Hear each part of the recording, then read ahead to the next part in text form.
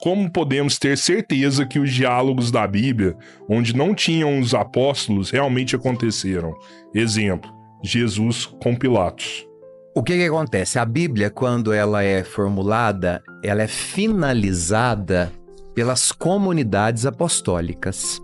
Então nós temos o testemunho do apóstolo ou do evangelista. No caso, Marcos não foi apóstolo de Jesus. Ele era discípulo, ele era um seguidor. E ele escreve o evangelho a pedido de Pedro, porque Pedro estava preso em Roma. Então ele vai escrever os relatos de Pedro.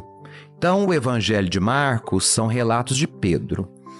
O evangelho de Mateus é o evangelho apostólico por excelência, porque Mateus foi responsável de anotar todos os acontecimentos da vida de Jesus. Ele era um apóstolo, ele era um dos 12. Então Mateus escreve com minúcias de detalhes os acontecimentos da vida pública de Jesus. E Mateus, como um bom judeu, ele divide o evangelho dele em 5 partes para representar o Pentateuco, a Torá, que é a lei judaica, os 5 livros do Pentateuco. E dentro de cada parte, ele tem mais 5 divisões, completando então 10 divisões dentro da sua escrita, representando os 10 mandamentos.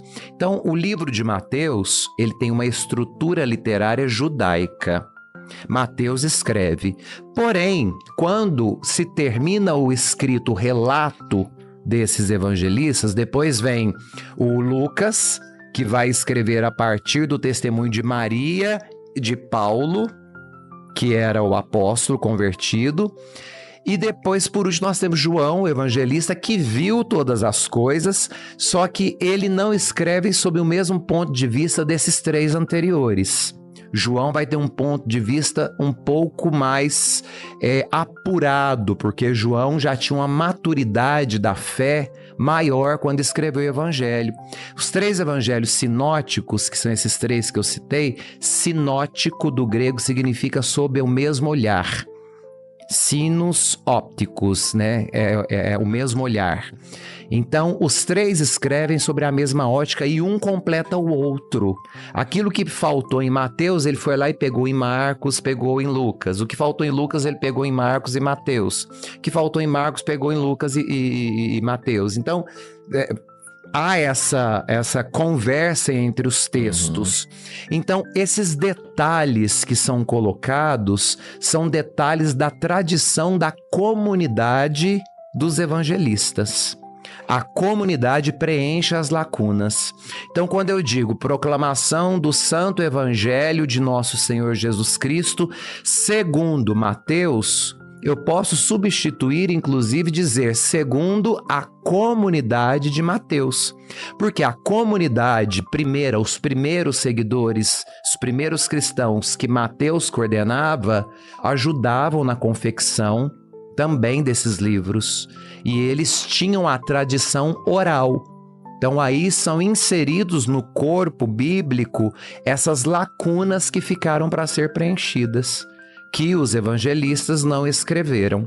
Então a comunidade preenchia pelo testemunho daqueles que viram e puderam preencher as lacunas que os evangelistas deixaram, não propositalmente, mas porque de fato não estavam junto. Igual o discurso de Pilatos. Por que está o discurso de Pilatos? Provavelmente porque algum soldado romano que já era convertido traz essa realidade. Eu estava lá dentro e vi.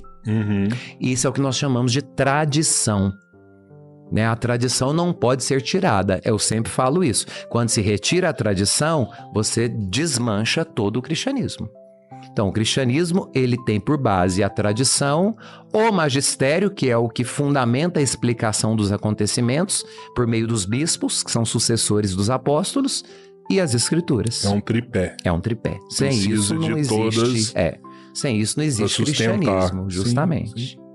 Espero ter respondido. É porque tem uma briga, tipo assim, se não tá na Bíblia, então porque o protestantismo... tem que estar na Bíblia. Se não tá na Bíblia, nossa senhora. Para o protestantismo de Lutero é sola escrituras. Para ele é sola escritura, só o que tá na Bíblia. Então ele apaga 1.500 anos de tradição e 1.500 anos de magistério para viver só com a Bíblia. Mas esquecem que Jesus não teve acesso à Bíblia, porque a Bíblia ela foi confeccionada séculos depois. Então a Bíblia que eles tanto dizem que é a única coisa que serve foi a Igreja Católica que criou, juntando os textos considerados legítimos e canônicos pela Igreja Católica Apostólica Romana. Então, a Bíblia é Bíblia porque a Igreja Católica juntou os textos e colocou num livro só. Agora, dizer que só a Bíblia é suficiente para a fé cristã, aí é ignorância. Olá, meus queridos. Você sabia que os salmos bíblicos são orações poéticas compostas durante vários séculos e agrupadas num único livro que nós temos hoje dentro das Escrituras? Pois é, vários reis, sacerdotes, profetas e muitos santos se santificaram por meio da oração dos salmos. E eu, por meio do meu trabalho de exegese bíblica, preparei um curso especial para você compreender também essa leitura poética, sapiencial, para que vocês possam, de uma forma simples e didática, poderem também alcançar a exegese bíblica dos salmos e compreender aquilo que se reza. E cada salmo tem uma função para a nossa vida e para a liturgia. Vem saber mais com a gente.